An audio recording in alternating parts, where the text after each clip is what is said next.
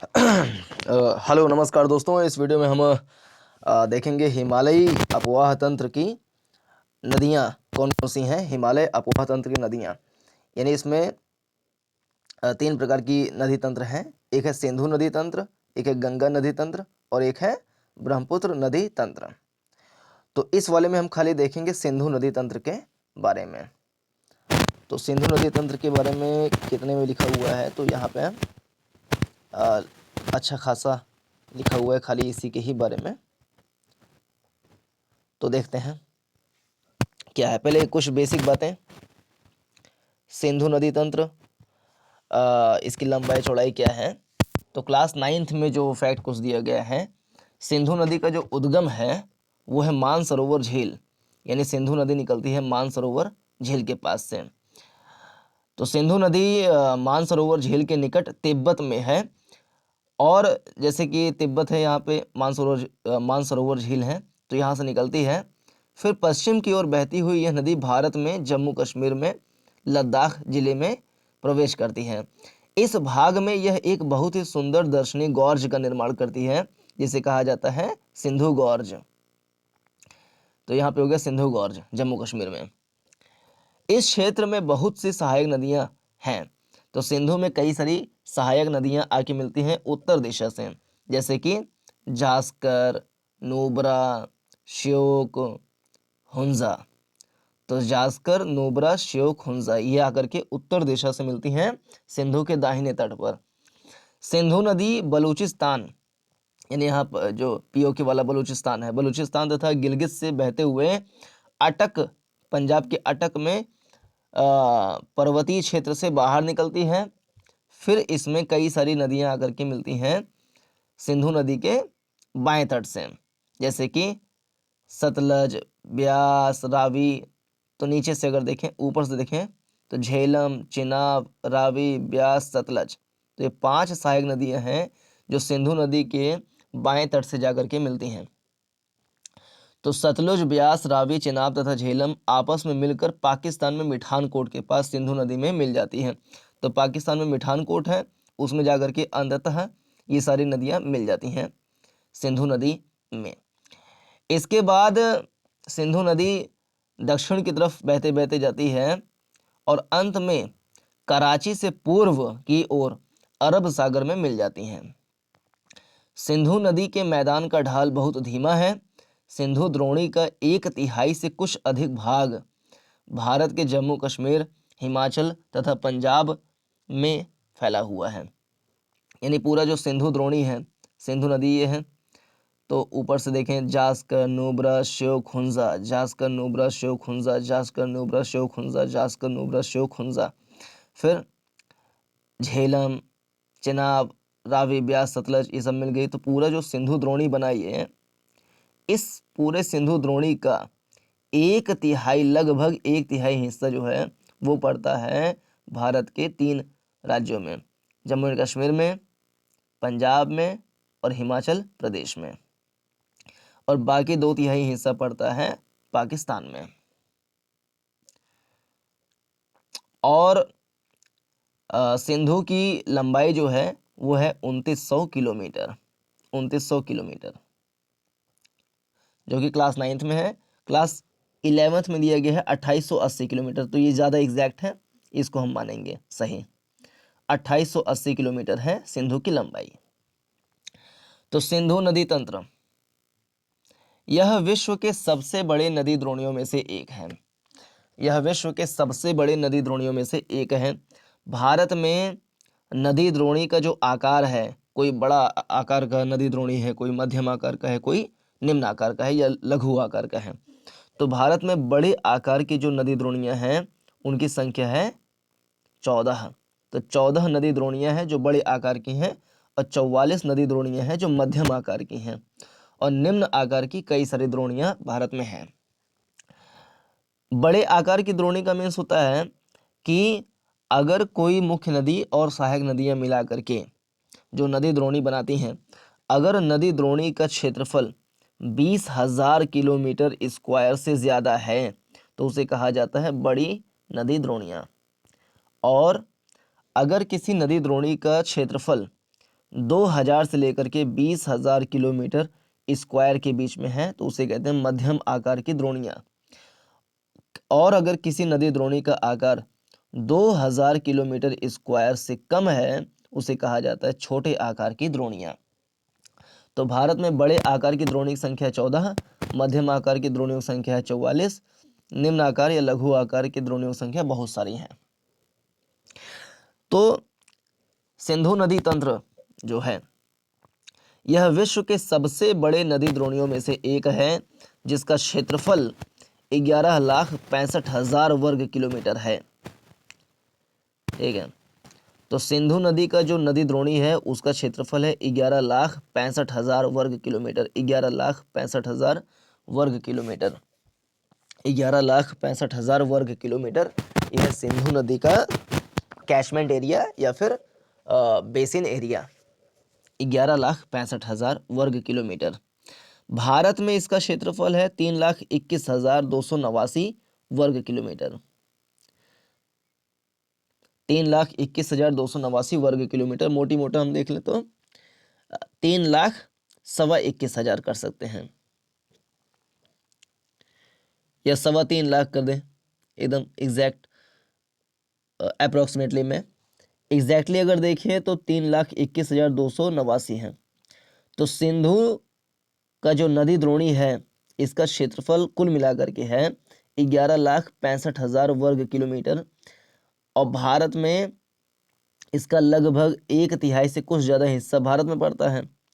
तो 11,65,000 वर्ग किलोमीटर का 1/3 बनता है 3,21,289 वर्ग किलोमीटर।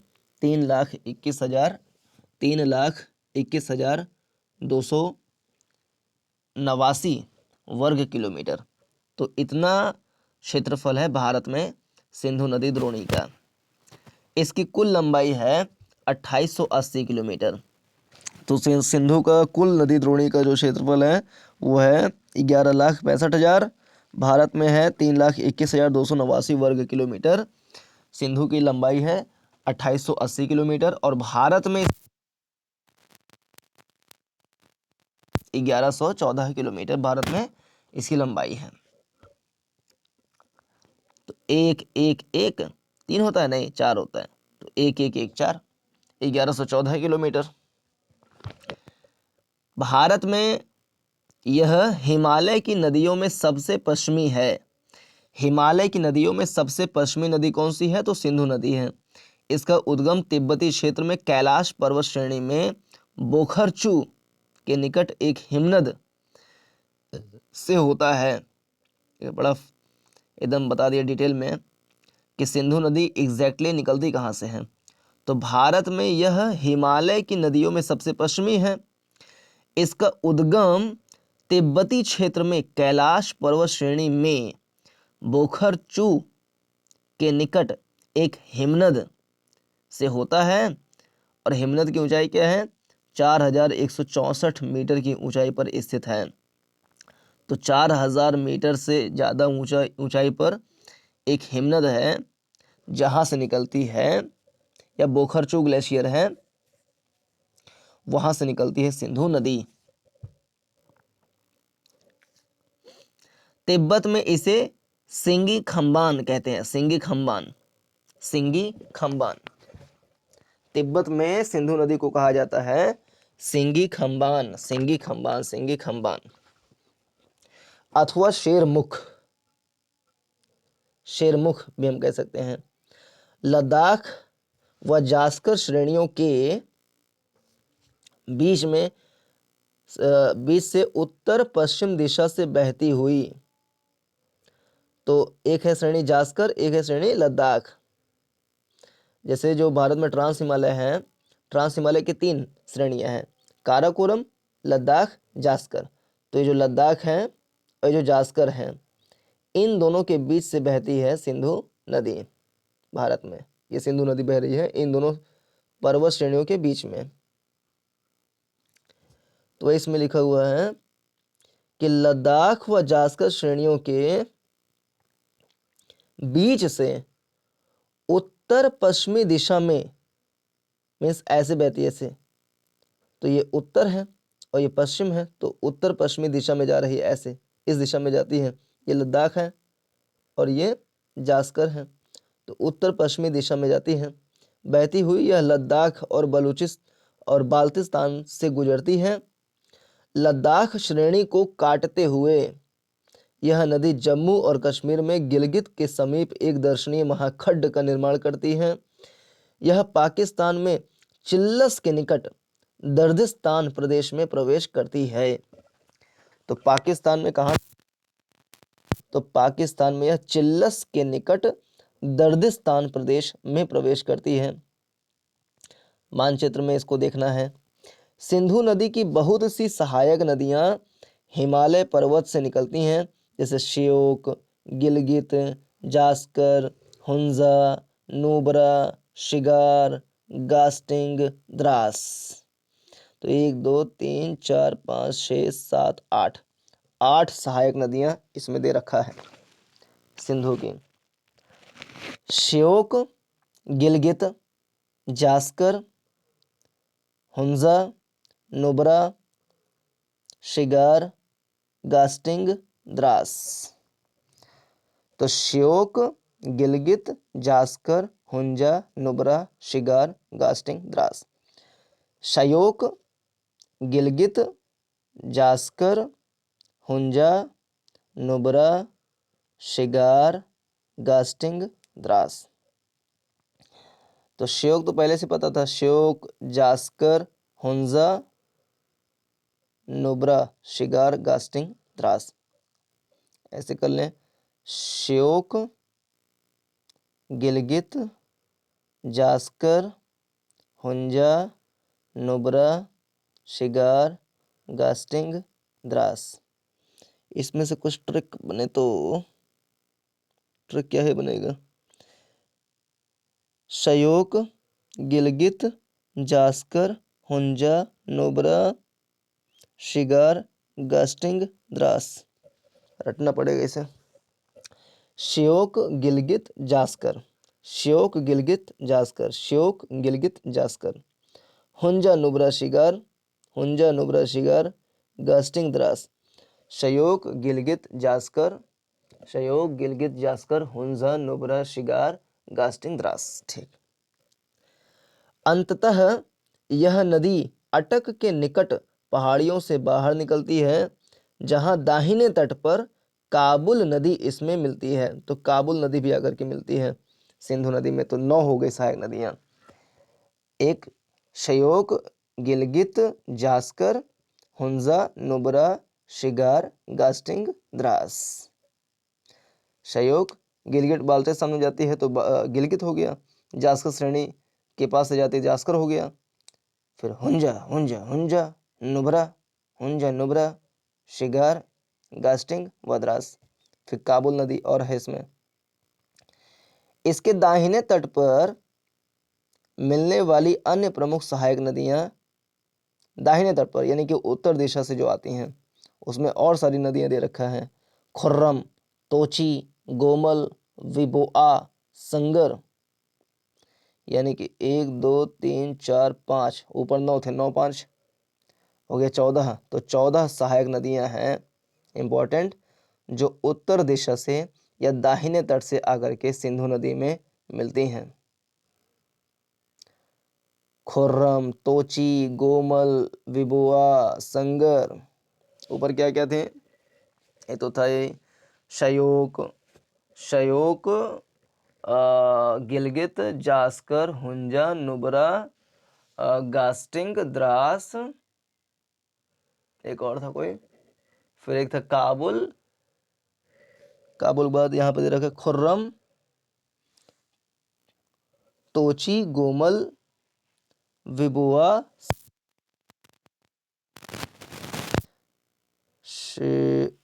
नुब्रा, श्योक, गिलगित, जास्कर, हुंजा, नुब्रा, शिगार, गास्टिंग, द्रास।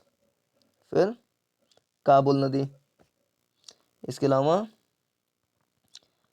खुर्रम, तोची, गोमल, विबुआ, संगर।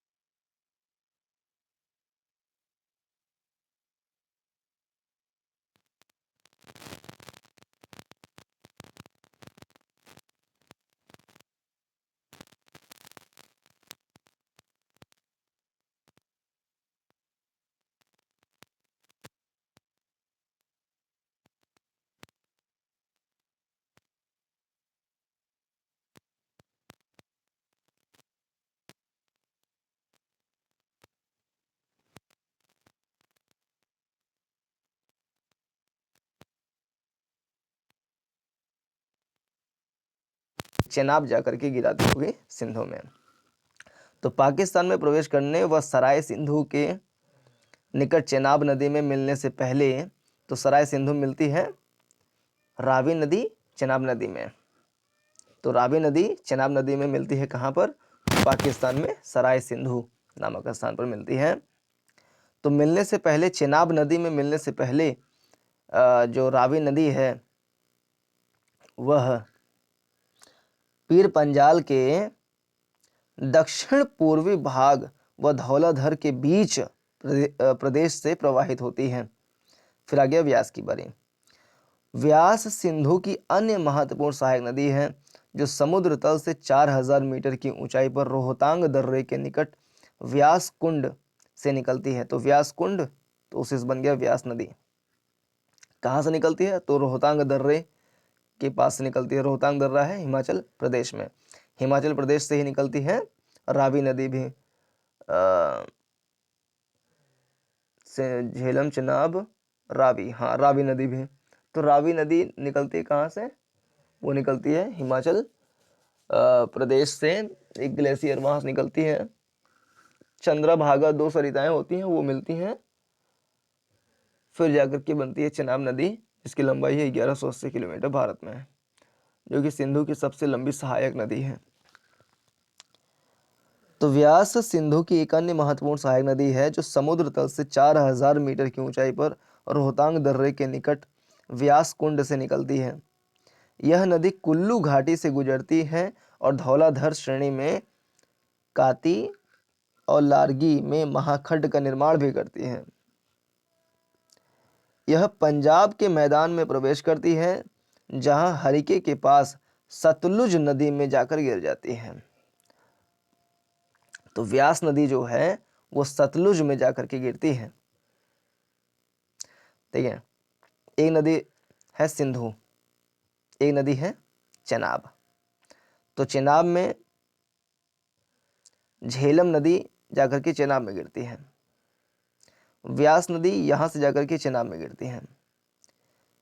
फिर ये जो पानी है चेनाब के, ये जाकर के गिरती है पाकिस्तान में सिंधु नदी में जाकर के गिर जाती है। लेकिन झेलम गिरती है चेनाब में, रावी गिरती है चेनाब में, चेनाब गिरती है सिंधु में। फिर एक नदी है सतलुज, सतलुज डायरेक्ट जाके गिरती है सिंधु में, लेकिन सतलुज में जाकर के मिलती है कौन? झेलम। ये हो गया झेलम, चेनाब, रावी, व्यास। तो व्यास नदी जो है वो जाकर के मिलती है किससे? सतलुज से।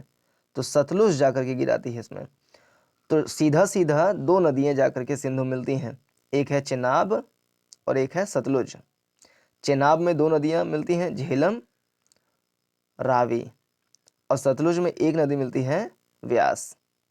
तो इस प्रकार से 5 नदियां डायरेक्टली या इनडायरेक्टली जाकर के मिलती हैं सिंधु नदी में। डायरेक्टली मिलती हैं 2 नदियां, चेनाब और सतलुज। चेनाब है सबसे लंबी सहायक नदी।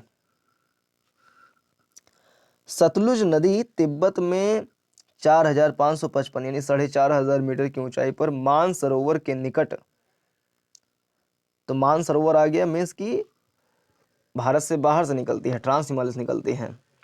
तो सतलुज नदी तिब्बत में 4500 मीटर की ऊंचाई पर मानसरोवर के निकट राक्षस ताल, ताल मीन्स होता है तालाब, बहुत बड़ा झील, राक्षस ताल से निकलती है, जहां इसे लॉन्ग चेन खंबाब, लॉन्ग चेन खंबाब के नाम से जाना जाता है। तो सतलुज नदी को तिब्बत में कहा जाता है लॉन्ग चेन खंबाब। भारत में प्रवेश करने से पहले यह लगभग 400 किलोमीटर तक सिंधु नदी के समानांतर बहती है और रोपड़, रोपड़ पंजाब में पड़ता है, में एक महाखंड से निकलती है। तो सतलुज नदी जो है वो हिमालय पर्वत श्रेणी में शिपकीला, शिपकीला दर्रा जो है हिमाचल प्रदेश में है। तो सतलुज नदी हिमालय पर्वत श्रेणी में शिपकीला से बहती हुई पंजाब के मैदान में प्रवेश करती है। यह एक पूर्ववर्ती नदी है जिसको प्रेसिडेंट रिवर ऐसे कुछ कहते हैं इंग्लिश में, उस प्रकार की नदी है। मीन्स हिमालय पर्वत बनने से पहले जो नदियां बहा करती थी उसको कहते हैं पूर्ववर्ती नदी। यह एक अत्यंत महत्वपूर्ण सहायक नदी है क्योंकि यह भाखड़ा नांगल परियोजना के नहर तंत्र का पोषण करती है। तो सतलुज नदी पर ही बनाया गया है भाखड़ा नांगल परियोजना। भाखड़ा नांगल दो परियोजना है, भाखड़ा परियोजना है, नांगल परियोजना है, दोनों को मिला करके कहा जाता है भाखड़ा नांगल परियोजना। तो यह सिंधु नदी तंत्र के बारे में। नेक्स्ट में हम देखेंगे गंगा नदी तंत्र के बारे में सारी बातें। तो इस वीडियो में इतना ही। पूरा देखने के लिए धन्यवाद। नमस्कार, जय हिंद।